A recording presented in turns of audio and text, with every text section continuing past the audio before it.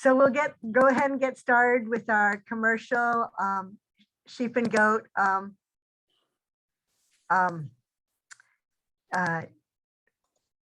farmer discussion group. And our speaker today is Melanie Barkley. Melanie Barkley is a livestock educator with Cooperative Extension of Penn State, or State Cooperative Extension. She has over 30 years of experience with her own farms and own flocks of sheep, and with Extension raising sheep. And she works throughout Pennsylvania, even though technically she's assigned to Bedford County. And she has a lot of experience with National Sheep Improvement Program. And we're really happy to have her do a short presentation with us today before we go ahead and discuss lambing and kidding and some of the things we've all found to be helpful to us. So she'll be talking on helping lambing and kidding run smoothly. And go ahead, Melanie. Thank you. Okay, thank you. Well, I'll definitely be sharing some of my own experiences, and I will, start off saying that lambing obviously does not always run smoothly. That sometimes there are some catches that go on that you'd like to do without, but for the most part, things usually do run pretty. So kind of a couple things that I think are really important to make them run smoothly are starting off with nutrition and getting your supplies ready, which I'm sure everybody does that. I'm going to talk a little bit about feeding times, because we have kind of a unique situation, I think, with the Maple Hollow flock over the years. And then I'm going to talk about selection and culling. So part of that is, personal experience, and part of that is something that I kind of really pushed hard as an extension agent. So looking at the nutrition on the home flock, we feed large bales. Most of the time we're looking at haylage. We do try and be very careful with moisture content. So typically we're able to get out and get haylage made. They're individual wrap bales, and they're made in May. It's a grass and legume mix, usually some type of a white clover or bird's foot trefoil. And as long as we make it dry enough, it usually works pretty well. If it's not dry enough and it's too wet, there's often been cattle here, so we run those bales through the cattle. Otherwise, you kill the sheep. So the other option, if the haylage is not good for the year, then we'll feed dry hay. And certainly once they have lambs on them and they're in the barn, instead of feeding in the collapsible round bale feeders, then they'll be fed inside in the barn. And they may be haylage or dry hay, depending on the year. The grain mix that goes along with it is typically, it's a corn and soybeans. So we use roasted beans with it, and add some limestone, and then just mix some molasses in with it to cut. The grain mix, typically we want, or I talk to producers about starting feeding grain in that last trimester.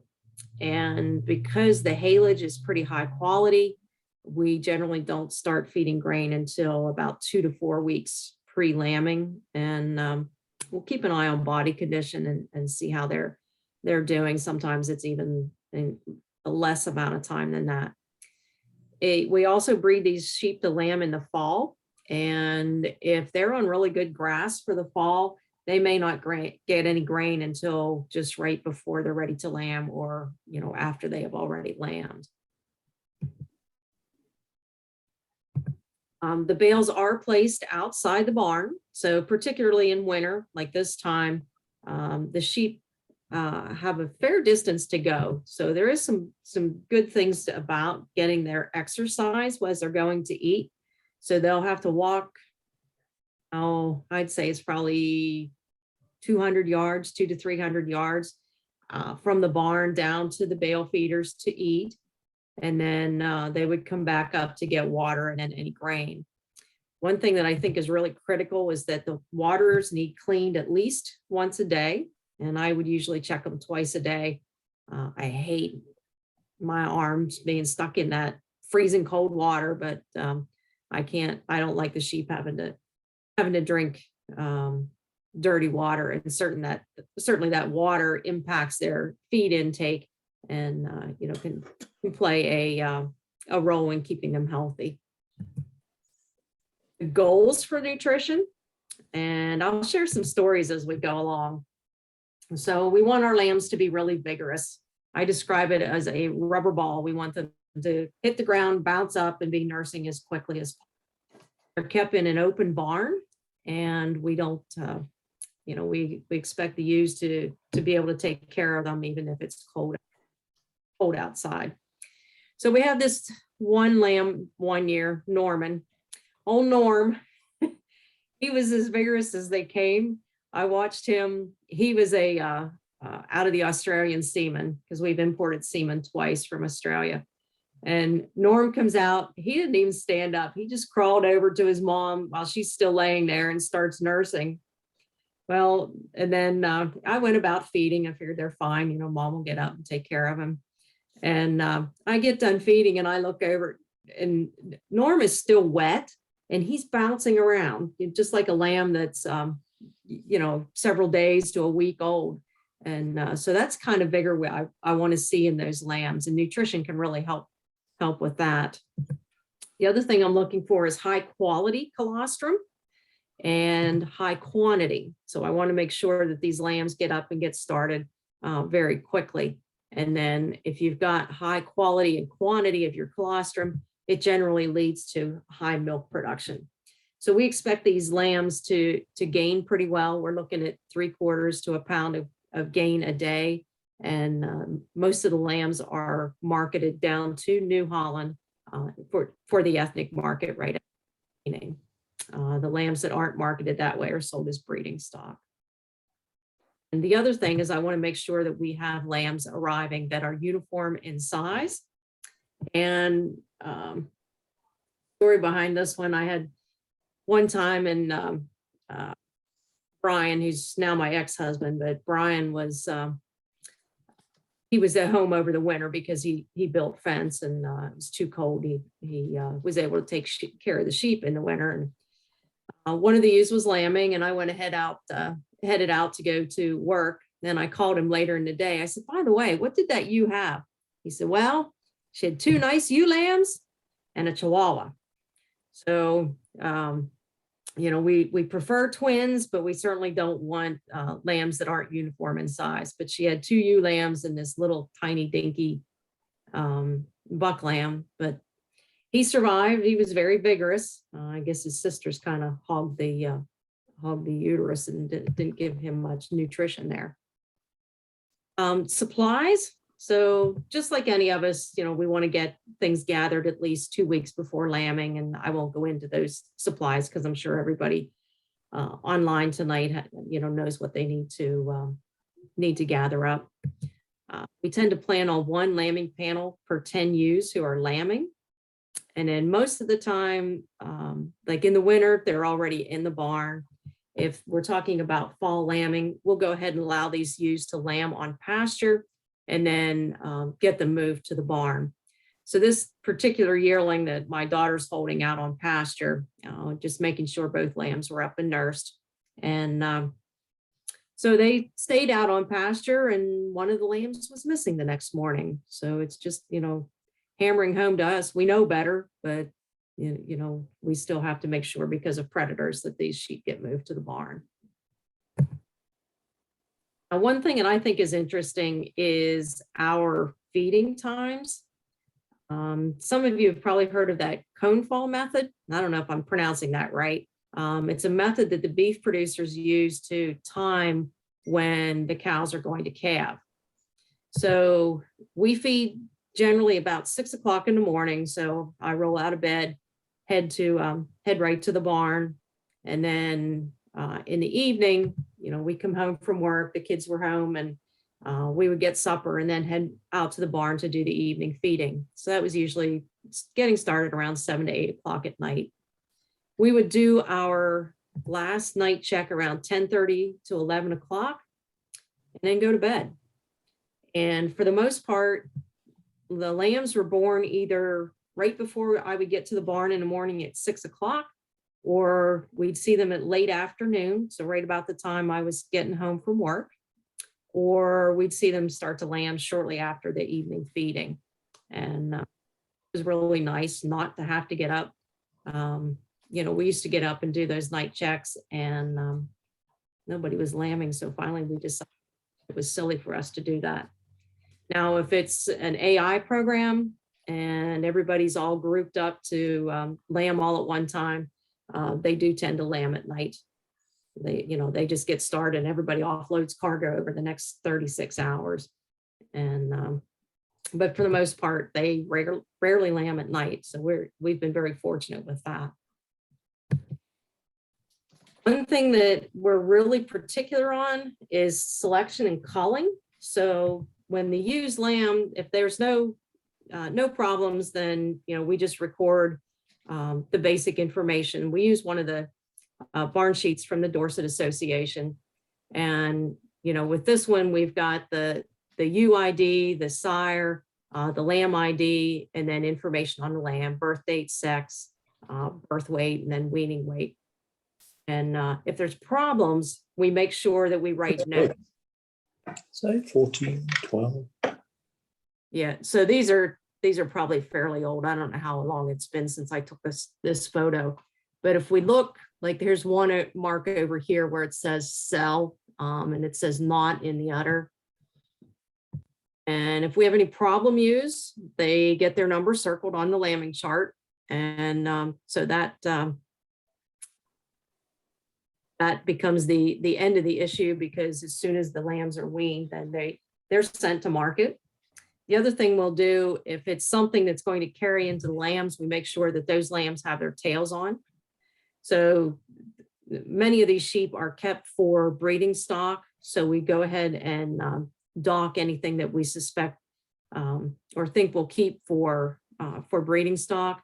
Otherwise, we leave tails on. Well, we know for sure if there's tails left on lambs that they're definitely going to the market. And the joke that we have that the lights are pretty at New Holland, so the sheep get to go see the Christmas lights or the Easter lights. And it's fun when I do my extension talks and I'll ask them, give them a scenario, and I'll ask the audience, it's like, well, what are you going to do? And then I hear somebody in the back, it's like, they're going to see the lights at New Holland. And so sometimes it seems like we're pretty hard-hearted, but we have a lot of reasons that we'll call sheep. And if we keep these problems, I call them the knotheads, get the knotheads out of the flock, then we have a lot less issues on down the road. So some of the things that we'll take a look at are udders. So here's a ewe with an udder that is obviously breaking down. She hasn't really had problems raising or nursing her lambs, but because it's breaking down and those teat placement is coming further down toward her hocks. And so it was time for her to head to market.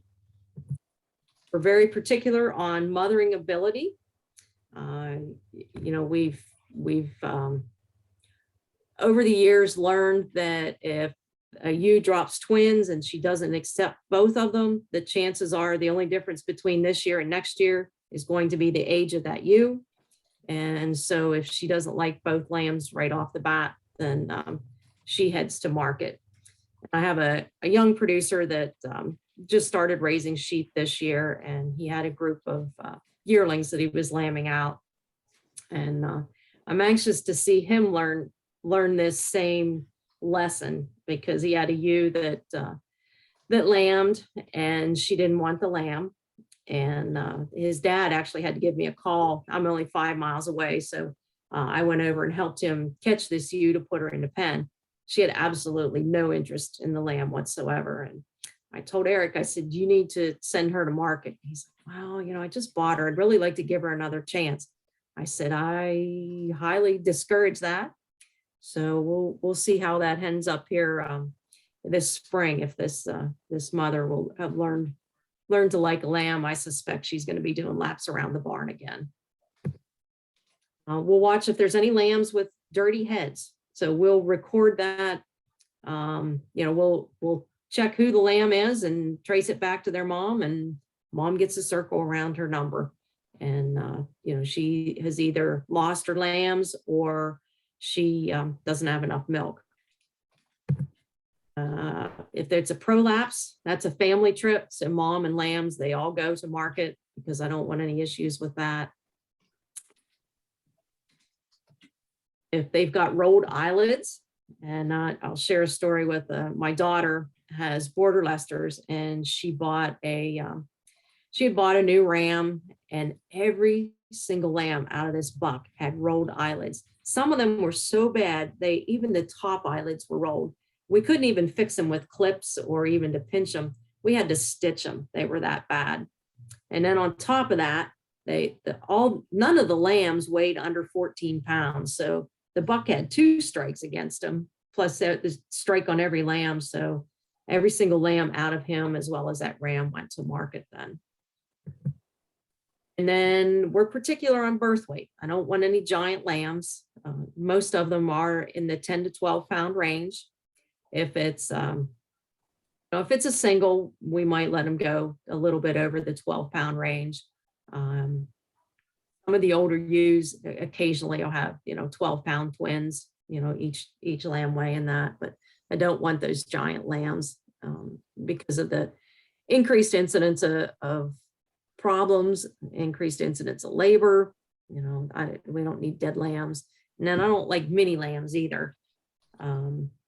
I can think of one time when we brought ewes in the fall, and one ewe, she laid down right after she got there, and I thought, oh man, we must have got her bumped or something and sent her into labor. And she squeezed out 2 lambs. One was 3 pounds, one was 5 pounds, and apparently they were full term, but they needed assistance. The 5 pounder was good to go. The 3 pounder I had to tube for a day or so.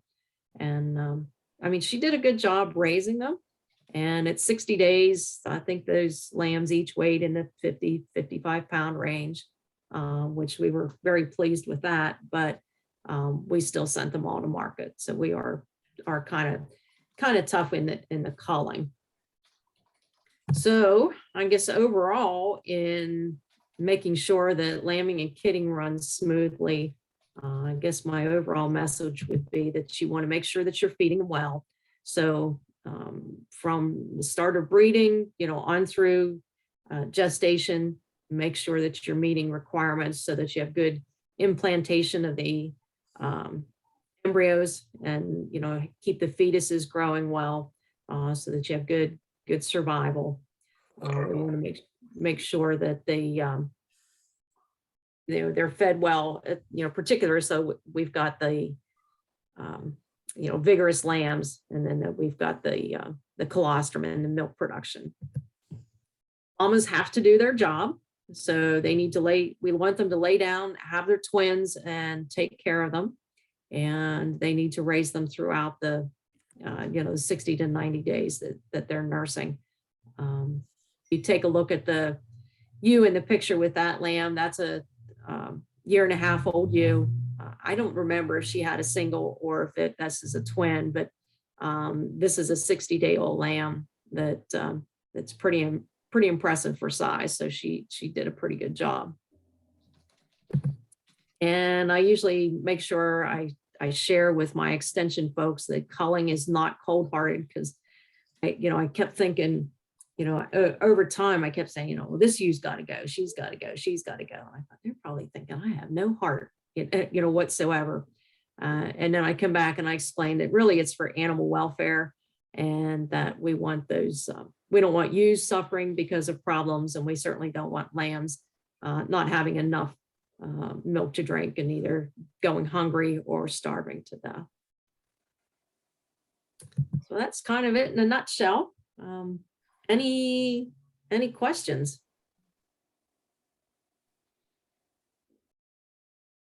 I have a question.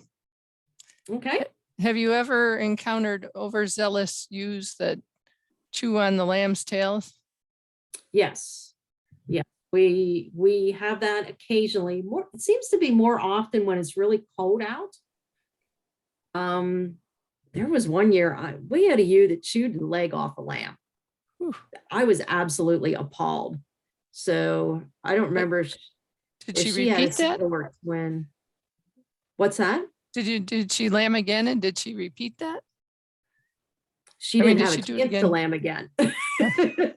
That rip went to market. If she had a single, she went to or she didn't make it to New Holland. She went to Martinsburg the next Monday. If she had a twin and she didn't do that to that twin, then she raised it and went to New Holland. But Yeah, I I'm don't just think asking she because had- somebody called me about it and I didn't know if anybody had had it and if they could figure out what triggered it. 'Cause it seems to Yeah, come in I spells. don't, I don't, if they get started on it, I'll dip them in the tails in iodine. And I think the taste kind of puts them off on it, but I'm not sure what triggers it, but I see, just thinking back over the years, I've seen it more often when it's really super cold out. Hmm. But you were saying about overzealous ewes. So, we do have those young mothers that will lamb, and then, you have an older ewe that's close to lambing and she thinks it's hers. So, occasionally we've had that. And Yeah, I had a ewe that ended up raising 5 lambs that way. yeah, She stole a couple and then had triplets. well, we even had with 1 year when we had the ewes that were bred artificially, and it was either 2 or 3 older ewes and 1 young ewe, first time lambing, had a set of twins. She was absolutely terrified because these older ewes insisted. There's 2 or 3 older ewes that are fighting against each other. And finally, we put the young ewe in a pen, in the lambing pen, and these other ewes are just, trying to get into the pen. And finally, we put more lambing panels and made about a 3-foot barrier between, one panel and the next one where the new mother was at. And I never saw anything like it. I was like, this is ridiculous. And of course, it was in the middle of the night because it was AI. I didn't have much humor with it at that point. But, within probably 15, 20 minutes, they finally went off to their corners and gave birth to their own lambs. But Yeah, I that think was that's a crazy. hormonal thing, but that's Yeah. extreme. That was- So there's a few comments in the chats. Someone asking about the name for the approach of feeding at set times to achieve daytime lambing. So I don't know if you want to respond to that, Melanie, and then I'll have a couple of comments too. Okay, let me, yeah, it's conefal. It's is it Konefal? Is that how you spell it? I don't know. The one I know of is more one where they'll say not to feed afternoon. And one thing to keep in mind is that lamb or sheep and goats kid according to their circadian rhythm. And so they kid basically when they're awake. Whereas cattle, it has more to do when they're ruminating. And I forget if it's that they're less likely to do it while they're ruminating or more likely. But with sheep and goats, they like to kid when they're awake during the times of the day when they're normally awake. And so when you go in there and do a lot of nighttime checks, like we'll often have to at Cornell, when we had the great big flock at Cornell, Mhm. a lot more of them are awake at night and are eating at night, and there's a lot more noise going on. And so you'll get more nighttime kidding and lambing that way. So often when I did the low input lambing kidding study, there were a lot of people who were just if they, did do nighttime checks, but they would very purposely not keep their lights on. They would use their headlamp and stuff because they were trying to keep the animals asleep. So often when they first wake up in the morning, you'll get some kidding and lambing going on. I noticed at my farm, it's when I'm taking the dogs in the house after the morning check. That's when everyone kids, like they're sort of worried about the dogs being out there. And Mosher says nighttime checks create the need for nighttime checks. So if you feel like you need to do nighttime checks, my recommendation is keep things pretty dark, and also if possible, do the check at the same time of night. So it's expected by everybody. And of course, if you've got a problem going on that night and you're having to turn on a lot of the lights or the vet's coming, I often, then it may be expected that the next night you're going to have stuff. The other thing that Bill Fosier had mentioned, he said those animals that grandma, like I'm used to calling it grandmaing, when someone tries to steal those lambs because they've gone, lambs or goat kids, because they've gone into the hormone stage where they're ready to kid, but they haven't quite kidded yet. And Bill saying, gee, I don't even like to keep them, those animals go. And I don't know, at my farm, it hasn't necessarily been the same animal each time.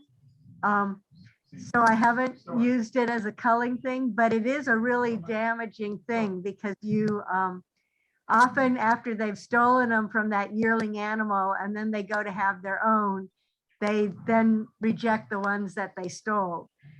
So that's lucky when you end up with the 5 on the right one. And I found that going in and, they've stolen them from a mother and then you're trying to give them back to that mother and she doesn't necessarily want them at that point, but it's only been a couple of hours. That's when I find that going into the U again and moving my hand back and forth and doing that, vaginal cervical stimulation gets her back to thinking she's in labor and she'll accept the lambs or kids real quickly. But I also find usually if you just put her in a jug with them, she's so relieved to get them back that she's happy. And then Bill brings up that those stolen lambs have often sucked out the colostrum that the ewe needed for her own lambs. So that's, I think, where I find jugs to be helpful. And Bill saying, use a red or green light on your headlamp. But did you see that Lewis was asking also, how long do you feed grain post lambing? So for us, we'll keep them, the lambs are weaned between 60 and 90 days of age. If they're going to be bred back for fall lambs, that they may be weaned off on the younger age, 60 to 75 days, but generally the ewes are on grain while the lambs are nursing. And then when we're ready to wean them, it's an abrupt stop the grain and then start moving them over to average quality to poor quality hay. So the ewes are kind of shocked into drying off. So how do you keep the lambs from getting squished by the feeder when you're feeding the grain? Well, the lambs have their own creep feeder, and usually when mom's eating, they're running back and forth. They look like popcorn. Right, when they're started, crazy. but when they're in the middle of lambing, we have trouble with that with the little ones that are new, gathering up by the feeder, and then when you feed, they get smushed. Yeah. So we end up trying to shoot for grass at that time so they can then just go on to grass. Yeah, so usually Which doesn't work in the winter, obviously. Yeah, so usually they come out when they're real young. They'll come out into a smaller group. So you might have 10 ewes or so with their lambs. So they're less likely to have lambs that they're going to get squished up at the feeder. And then once they're a little bit older, they'll get mixed in with larger groups, and they seem to be less likely to get themselves squished. Melanie, you didn't mention pre-lambing vaccinations or anything about mineral feeding. Do you have any insight on that? Okay, yeah, I normally recommend vaccinating 4 to 6 weeks before the start of lambing with CD&T. And then with minerals, make sure that you always have a high quality mineral mix formulated for sheep or formulated for goats in front of the animals at all times. we've used some different mixes. You can really impact your lambing percentage based on those minerals. So one of the things when we prep ewes for an AI program for artificial insemination, we really kind of bump the minerals. So that one year, we went a little overboard because we had 22 sets of triplets out of the AI group, and which was, I mean, we definitely got a lot of bang for our buck out of that one. But that mineral program can really help greatly during the flushing, and as well as keeping those ewes healthy, maintaining vigor in the lambs, lamb growth, milk production, that, the whole thing.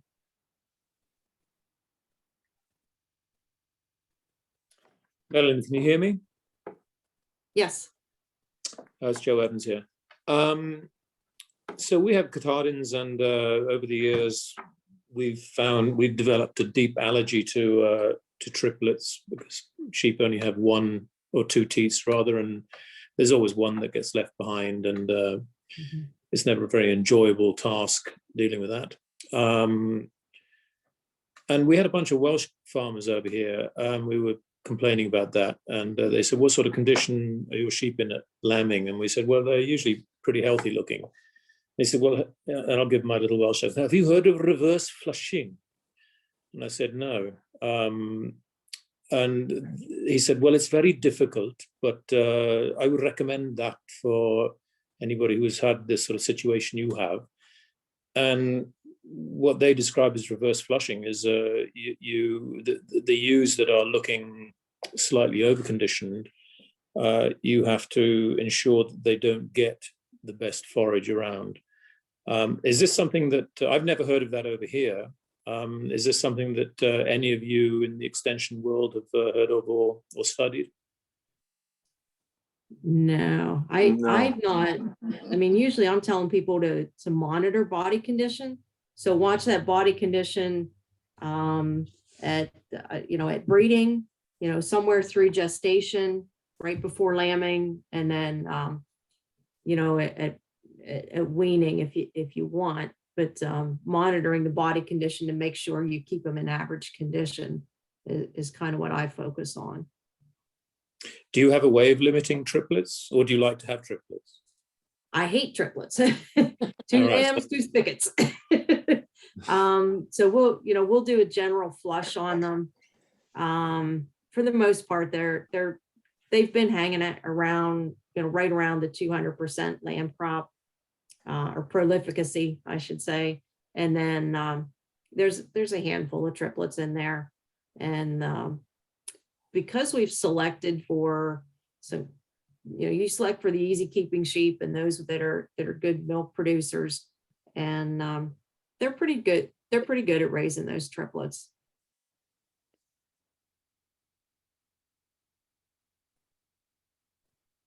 Joe, I was thinking of the cow dairy industry, where sometimes overconditioned cows are a problem getting them to breed back. And there definitely is some reverse flushing that happens in that situation. You try to take a little bit of condition off of a couple of cows that are continuing to come back into heat after they've been serviced. I think your situation, having seen pictures of your ewes over the years, is probably pretty unusual. There aren't a lot of people that end up with sheep as fat as yours. I'm starting to have that problem now after a few years of selecting for grass-fed genetics and getting better at pasture management. And I'm hoping I don't have a bunch of triplets on my hands next spring, to be honest with you, because my ewes are so fat. I'm either going to have triplets or empties, I'm afraid. And out of those two choices, I'd take the triplets. That's good. Good luck with that, Bill.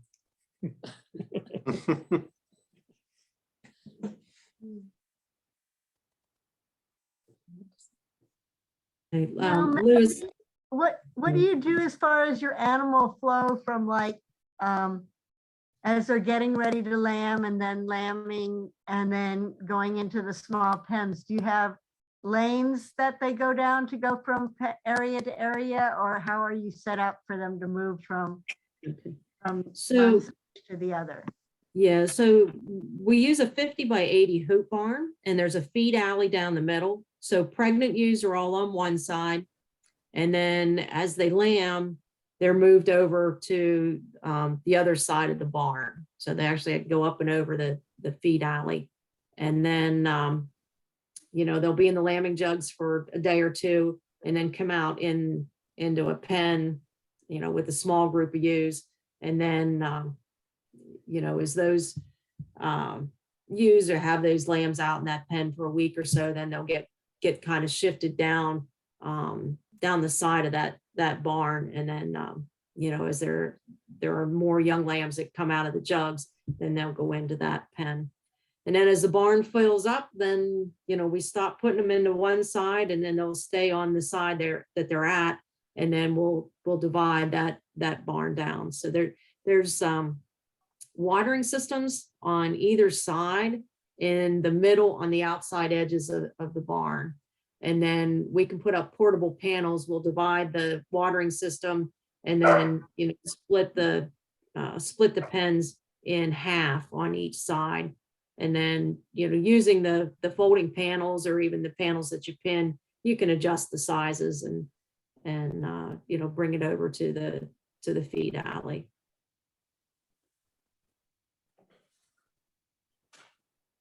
We did a similar thing when I was lambing in a big barn with about 450 ewes in the barn in the winter.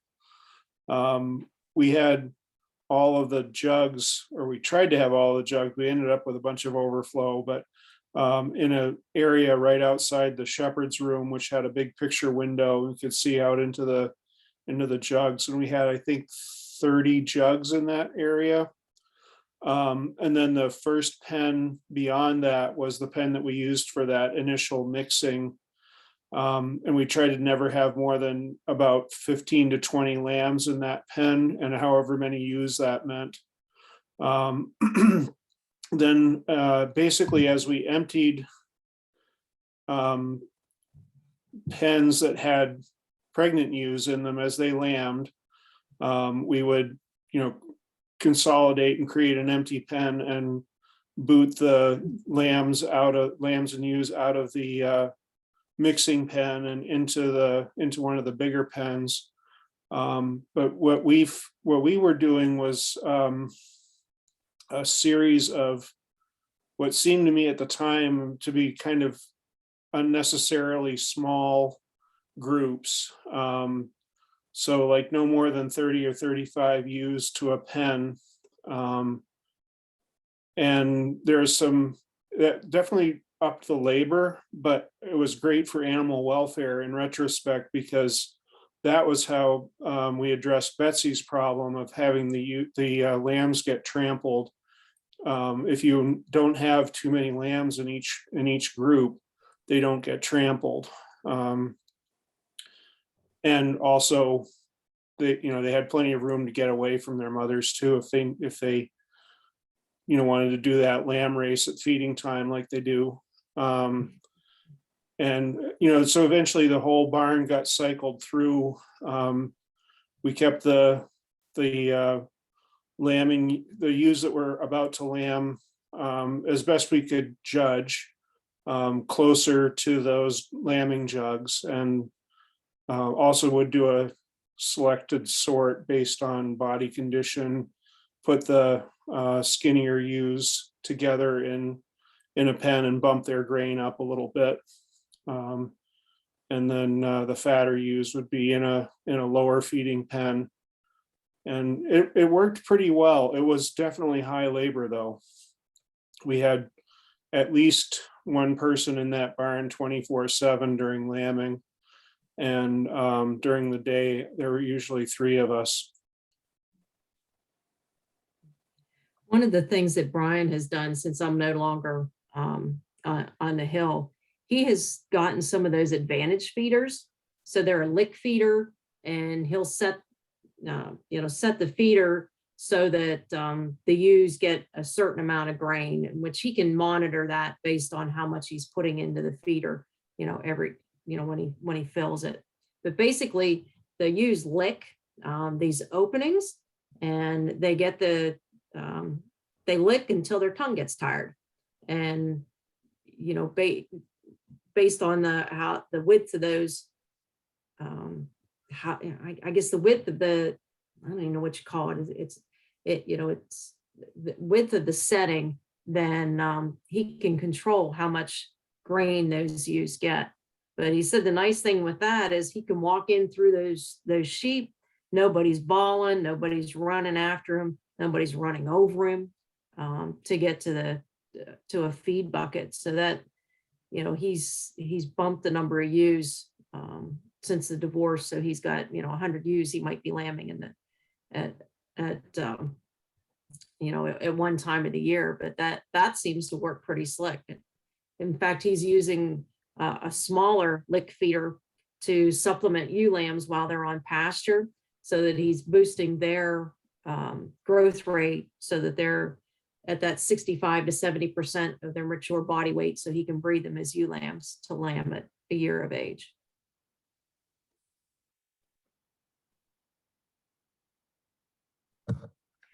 I know that when we had the large Cornell flock, what we would do is take the very large, take the, have a set of ewes in a large pen, and we would run the jugs down the middle. And then the ewe, as she lambed, after she finished lambing, she would go into the jug, and then after she'd been in there, 12 hours or a couple of days, depending on litter size and stuff.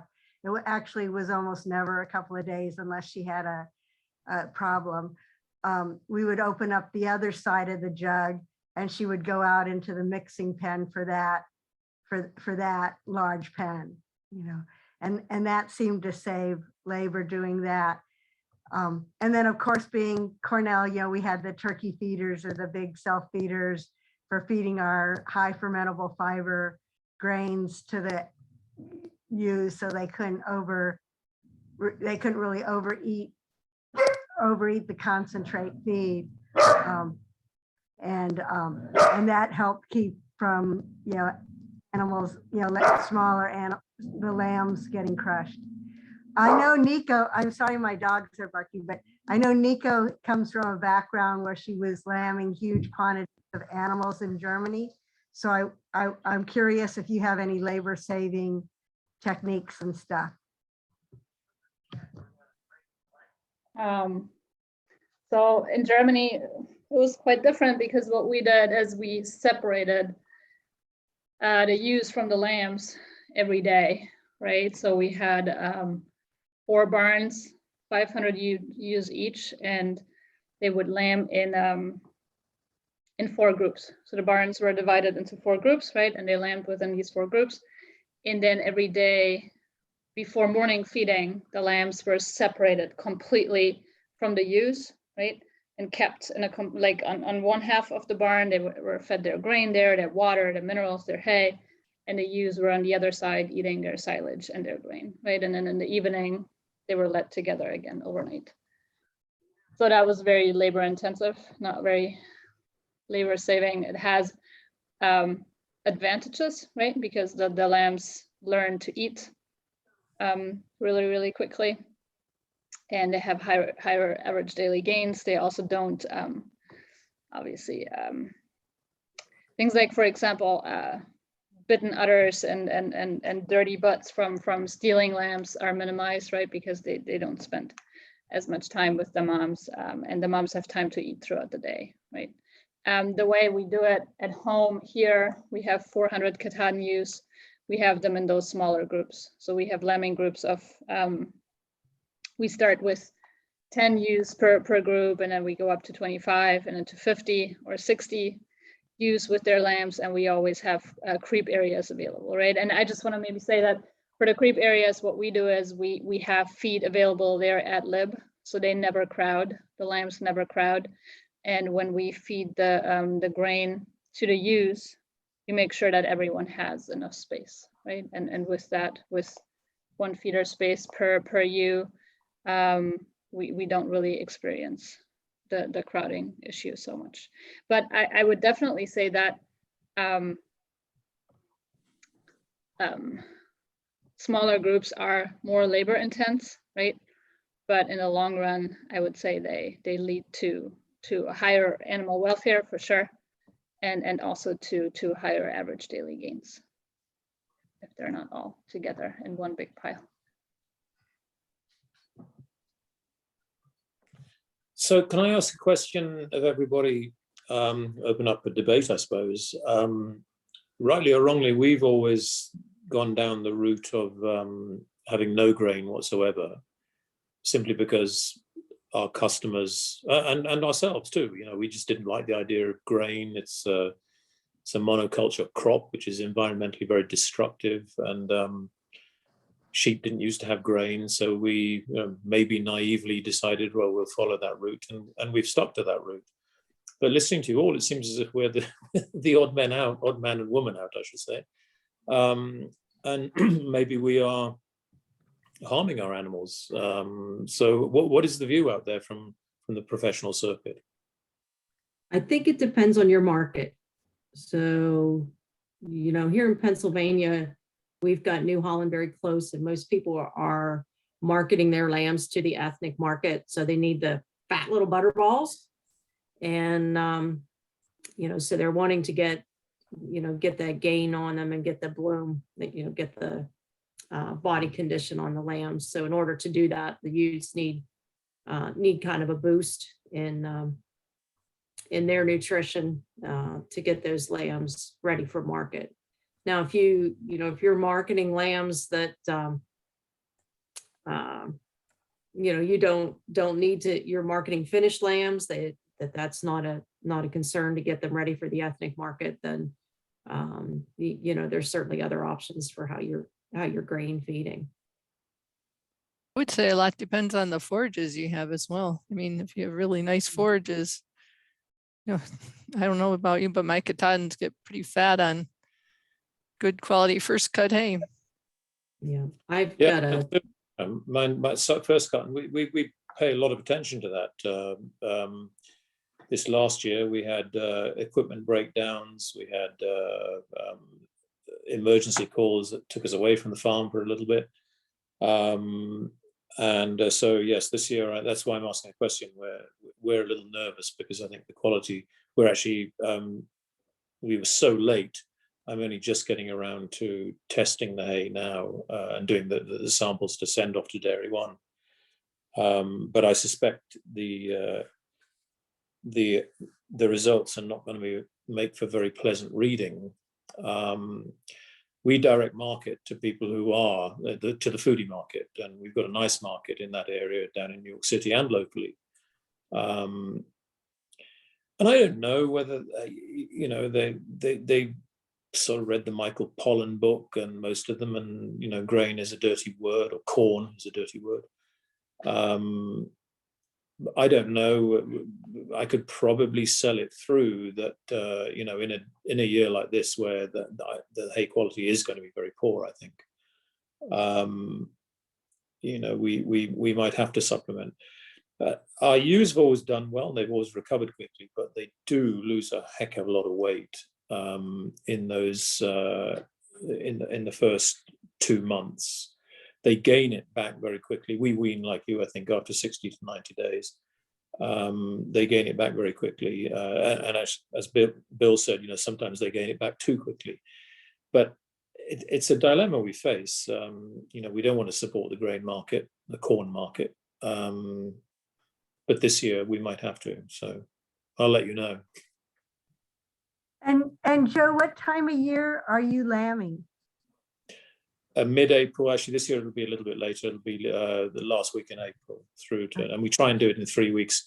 This year we've got, as I think somebody else said earlier on, we've got about 45 ewes per ram, And because of the bad summer we had and the issues we've had, we only put 2 rams out. So we've got a very small lambing group this year of just under 100. And I think one thing to keep in mind is that one way to improve the quality of your hay is to allow for more selection through it. And that's especially true with goats, but even with sheep, even with ewes, they'll select in a hay that's going to have a lot of variation in it like that, where there's going to be the real mature stems, but there's also going to be nice leaves in there and stuff. If you're allowing them more rejection than you normally do, to do more selection, then they'll up the quality of it. So it'll be a little better than the feed analysis is going to come back as being. So As Joseph Stalin said, quantity makes a quality all its own. Yeah. If you give So them enough garbage, they can find the good stuff. right, well, that's what I was going to ask Tatiana to explain, in the scientific language way, that I think you're right. I mean, we've been watching them eat very late first cut, and we have no problem whatsoever with there's no, in our lexicon, there's no such description as wasted hay, as long as you put it back into the ground on your own farm in some way, shape, form or other. So yes, we did make many more bales than we needed, because I did feel that we just made whatever we could, and nearly all of it was late. We were making our second cut in early October. But I'm happy to hear what you all say there, what you two say anyway, Bull and Tatiana, because we do try and steer away from grain, and we will continue to, I think. And I think often we have more people on the call that are grass-fed only, and it certainly works. I mean, people are certainly very successful with it, especially with sheep. It can be a little more challenging with goats, but I think the forage quality is the big issue, and time of year. We would lamb January and February. And so lambs were marketed either for Easter or Greek Easter or Mother's Day. And I think that's a good point. If you're doing suckling lambs is what you're marketing versus marketing weaned market lambs. That also, I think suckling lambs can sometimes be a little more challenging, but then Katahdins and Dorpers, they seem to just look at feed and get fat. Actually, well, can I segue? I don't want to hijack the conversation, but we've been very loyal to Katahdins, and but I sometimes wonder, should we change? Should we introduce a bit of Dorper? And for those of you who have experience in the 100% grass-fed and finished arena, is that something that might have worked for some of you, or is it worthwhile just sticking to the genetics that and the sheep that you know how to manage?